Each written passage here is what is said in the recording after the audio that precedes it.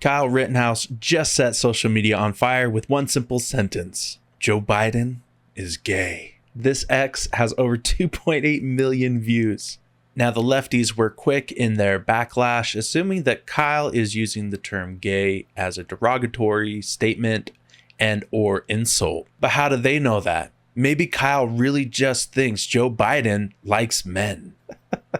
It's interesting that society has moved past calling something gay or retarded as derogatory, but the new word now is white. That's so white.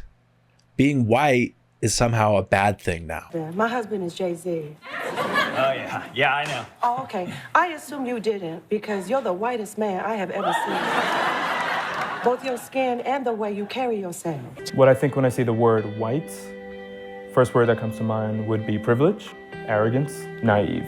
So there's just several things throughout the course of history that white people have taken advantage of. Not all of them are like wallowing freely and shamelessly in their privilege, but it seems like the ones that are typically male. Can I also say how tasteless it is to use this meme of Kyle Rittenhouse crying as he recounts how he had to defend himself from two men and ended up having to kill them as a 17-year-old? Really classy.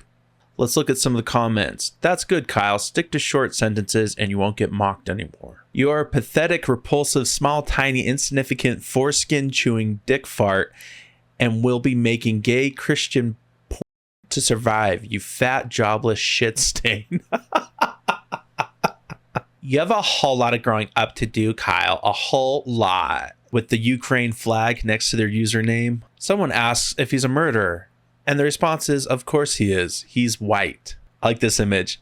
People have had their political opponents arrested. We've got Stalin, we've got Mao, we've got Biden. Chances Kyle Rittenhouse favors the company of men. Very high. Not that there's anything wrong with that. How to try to call someone gay and not make it be an insult. Being gay in the context used here means that Joe Biden cannot even read teleprompters correctly. He sucks as a human and even more as a politician. He's not biased. He'll sniff anybody. Is Kyle Rittenhouse a closeted gay man? Maybe he's like Norm Macdonald, a deeply, deeply closeted gay man. Well, I guess the biggest thing that nobody knows about me is I'm a deeply closeted gay man. What? You're a gay man? I'm not gay. I said I'm deeply closeted. What? I'm as straight as an arrow.